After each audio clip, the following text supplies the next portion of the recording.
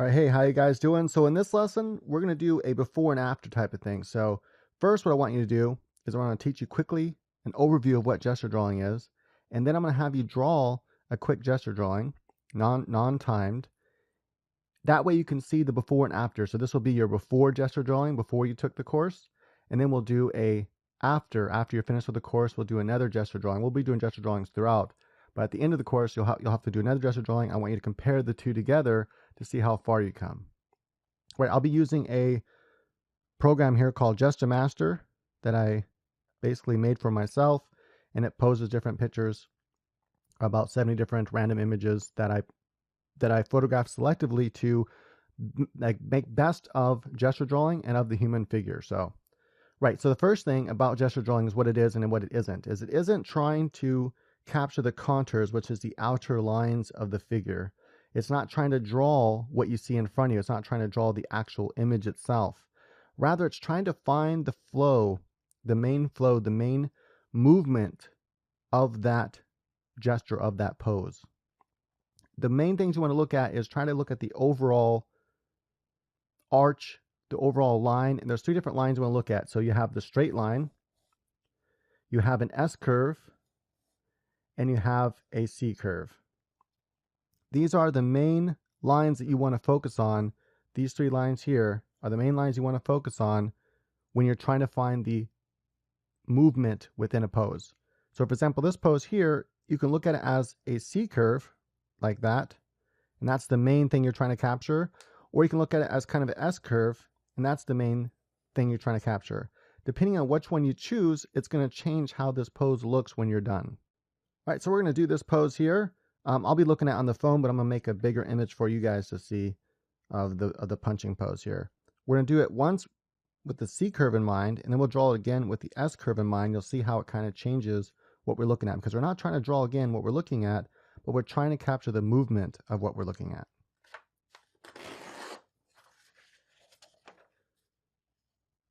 So let's start with the C curve. So first you want to go ahead and draw a C curve here. You can draw it, less or more, depends on how much energy you want it to have. The more bound up it is, the more energy that pose is going to have. The more loose it is, like that, the less energy it'll have. I'm going to go with the more bound up energy here. Then we go ahead and flow and start with the arm. I like the arm flow here. And there's different techniques you can use when doing gesture drawing. I'll talk about those techniques in another lesson. For now, just use whatever you want to do. You can use scribble lines. You can use opposite C's. Opposite C's would be like going like this and like that to capture the arm movement. Then I have the fist out here. I can see the head is right here around the shoulder area. And so I'm just going to throw the head. It's being hidden a little bit by the arm. The other arm's just kind of coming down here and kind of coming up to block the face. Next, I'm going to kind of just put in a oval for the hips and for the rib cage. I don't have to bother with the breast or anything like that at all, but if I wanted to, I can know that, hey, this is coming in front of the arm, and so I can kind of just do a basic shape there. Again, you're trying to capture the movement more than anything else. You're not really trying to capture the pose itself or what you're looking at. You want the movement and the gravity and all that to be felt. You want the feeling of the pose more than you want to actually try to draw something. So you're not trying to draw something that resembles what you're looking at, but that captures the essence, the energy of it. Right now, because I'm doing the C curve on this one here, and I'll give you guys a drawing exercise afterwards. You'll do both of these, but I'll talk about that afterwards. So because I'm doing the C curve, I really want to focus on that. So I really want to bring this leg out here more, like this here. So I'm going to change the pose a little bit, and I really want to bring that dynamicness there. Sometimes using stick-like figures works well, and this leg here I might go ahead and just kind of leave backwards like that, so that way it's not competing so much with this. Otherwise, if I do an S curve, I'm going to bring that leg back, and you'll see the slight difference that happens when we use the S curve for this pose. Now I'm going to go ahead and just use opposite kind of lines here for some of this, like that. So notice with the leg, all I did was capture these opposite kind of shapes, and that's all you need to capture the the essence of this pose. I can see the pose, and then from there you can go ahead and add, add more details to it if you wanted to. But that captures the movement of that pose, and that's all I'm trying to do is capture that movement. Right? So that's if we use the C. Now let's do the same pose, but this time let's kind of do this this S curve. I want the top to have more, maybe have more length in the bottom.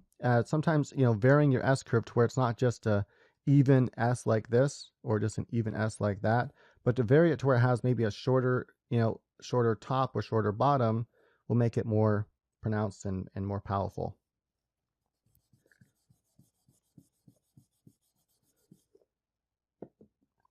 Right, so this one here, I'm gonna start with the arm again. I'm gonna do the shoulder. I'm gonna come through this upper part, and this time I'm gonna do the under part right here, and I'm gonna have the hand come out like this. It's very basic lines. The point is you're trying to capture it quickly, because sometimes you might be in a mall or just at a basketball game or a football game, and you're just trying to capture the essence of a pose really quickly that you see, and sometimes you don't have but 30 seconds, 90 seconds, if you're lucky, to try to capture the energy of that thing, of that pose that you see.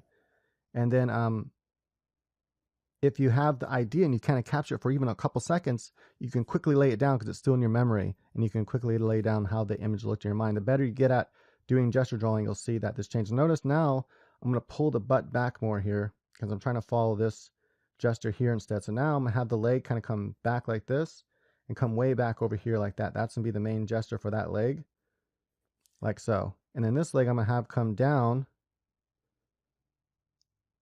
So I'll have one line here, another line here. I like doing the outer leg and the inner leg. It's up to you how you want to do, how you come about to draw the gesture is up to you. You can use, a couple simple lines. That's the fastest way to do it, to capture the energy quickly. Or you can, take your time and do more like block type stuff, where you kind of block everything in using basic shapes. So we'll do both, and I'll show you the advantages of both of those in another lesson. So that's it. So we did one with the C curve and one with the S curve, and notice how it kind of changes the flow a little bit of that movement. When how we choose to observe this particular action, whether we observe it as an S curve, that's the main flow. You want to try to think of one line. Try not to focus on it. When you're trying to find the line of a pose, try to find one line only that says that's what the pose is. We'll go through more about how to find lines and poses in another lesson. So for now, that's it. And then for the exercise, I'll go ahead and give you some FaceTime and let you know what I would like you to do. All right, so thank you for watching this lesson. I'll see you in the next one.